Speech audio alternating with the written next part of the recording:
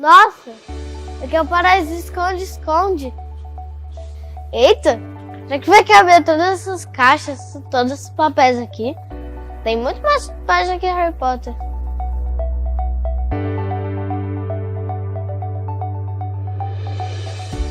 Amanda, vamos passar isso aqui tudo pro computador?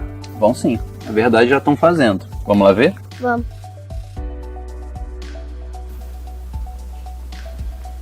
Então, Pedro, é essa máquina aqui que a gente usa para passar para o computador, né? Ela é uma máquina fotográfica gigante para papel. Coloca aqui dentro, fecha e ele passa para cá. Legal. Então, Pedro, tem aquela foto que a gente tirou lá do processo? Sim. No final das contas, ela vai ser guardada aqui. Vai caber tudo isso aí? Tá? Tem bastante espaço. É mais que coração de mãe? É do tamanho de coração de mãe. Boa. Que é grande. Só que não é só máquina, né, Pedro? Também tem um monte de profissional que vai cuidar disso daqui para funcionar bem. Ah, legal. Que língua é essa? É português, russo? Que eu não tô entendendo. Oi, Pedro, é português, escrito no início do século XX. Essa documentação é um processo eleitoral que foi escrito, está datado de agosto de 1905. É a escrita manuscrita, que era muito utilizada ainda no Brasil, já mesmo no início do século XX se utilizava muito ainda o manuscrito, e o manuscrito ele sofre muita variação conforme o grau de instrução e o estilo de quem escreve, né, de cada escrivão. Entendi. Esse processo está aqui, manuscrito, aí está digitalizado, mas é o mesmo processo e que traz várias peças, né, escrito por várias pessoas, então sofre uma variação muito grande. Inclusive, há várias formas escritas diferentes das de hoje. Por exemplo, se usava muito letras dobradas, né?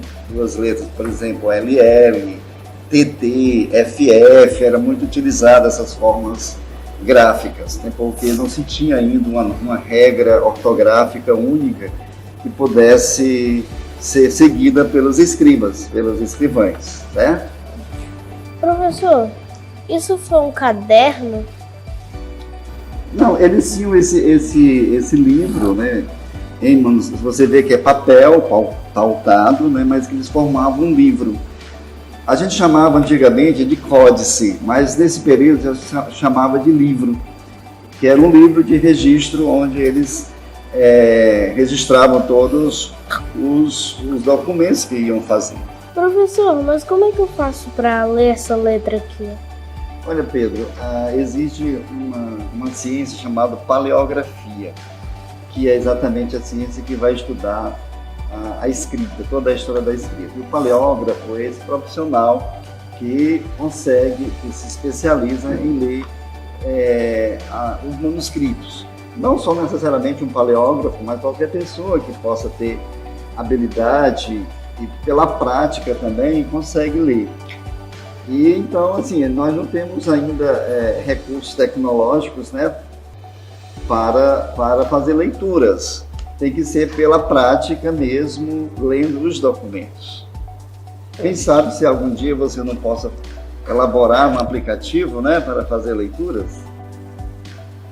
Eu queria criar uma caneta que tipo passasse nessa letra aqui e decifrasse para ficar mais fácil de ler. Pois é, quem sabe você não possa fazer isso. Mas o que tem aí? Tem alguma coisa demais? Olha, é um processo eleitoral, mas eu vou pedir ao Dr. Magno, que é juiz, para poder explicar melhor o conteúdo desse texto. Tudo bom, Pedro?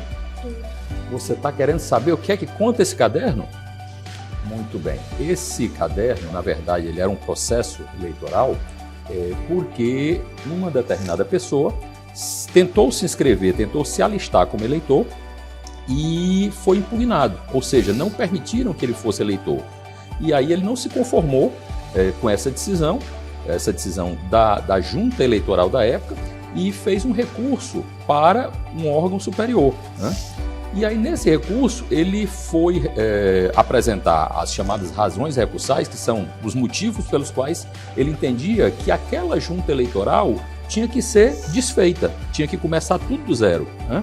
Só que, para ele fazer isso aí, ele tinha que apresentar argumentos que, na época, existiam, tipo, não sei se você sabe, mas hoje em dia, qualquer pessoa pode ser eleitor, né? A partir de 16 anos, qualquer pessoa pode se alistar como eleitor. Nessa época não era assim. Nessa época precisava não apenas que as pessoas fossem maiores de idade, só os homens podiam ser eleitores. Você sabia disso? Que as mulheres só se tornaram eleitoras a partir de 1932? Então precisava ser homem, precisava ter um determinado tipo de rendimento. Quer dizer, uma pessoa pobre, por exemplo, uma pessoa que não tivesse posses, não podia ser eleitor, não podia sequer votar, muito menos ser votado, né? Então ele foi argumentar que ele tinha realmente essas posses suficientes, que ele tinha esse dinheiro suficiente para ser eleitor e que estava errado negar a ele esse direito, né? E aí, num primeiro momento, o argumento dele não foi acolhido, e aí quando ele recorreu para uma instância superior, ele resolveu atacar, por assim dizer, não apenas a junta eleitoral, né, como o promotor de justiça que atuava na época na comarca de São Benedito e que tinha se posicionado contra o pedido dele de alistamento eleitoral. Não sei se você notou que dentro do processo tem tipo um livrinho. Você chegou a ver isso? Vou lhe mostrar, ele está aqui no finalzinho do processo. Repare que durante todo o processo a letra é cursiva, né? Pronto, a partir daqui, ó, a partir daqui tem tipo um livrinho. Nesse livrinho eu tenho certeza que você consegue ler tudo, né? Toda a história. E esse livrinho é intitulado Horrível Tragédia. E nesta horrível tragédia ele vai contar, esse livrinho é composto, né, por diversos artigos que teriam sido escritos contra o promotor de justiça, que era esse cidadão aqui, né, que estava sendo acusado de ser mandante de um assassinato. E por isso ele dizia que o promotor de justiça não tinha capacidade, como se o promotor não tivesse moral suficiente para impedir que ele se tornasse eleitor, tendo em vista que o promotor de justiça teria sido acusado de assassinato. É importante também destacar que, como é um processo longo, ele tem vários documentos, né? Vários documentos, requerimentos. Por exemplo, os requerimentos, eles sempre têm uma forma de encerramento, que era a expressão espera receber mercê, que eles escrevem de forma abreviada, que equivale hoje ao pede deferimento. Inclusive, temos aqui também a expressão pede deferimento, porque ainda tem essa característica da escrita antiga, né? Da escrita mais arcaica, que é a expressão espera receber mercê. Sem falar que há também uma característica da escrita antiga, que era o que a gente chama de reclames. Os reclames são a última palavra que é escrita em uma página, na página seguinte ela é repetida para manter a conexão da escrita. Então esse documento, apesar de ser de 1905, início do século XX, ainda temos a escrita muito arcaica, né? Característica, né, de uma escrita mais arcaica da língua portuguesa. Então é isso, Pedro. Eu espero que você tenha compreendido melhor tanto a questão da escrita como a questão do conteúdo desse texto.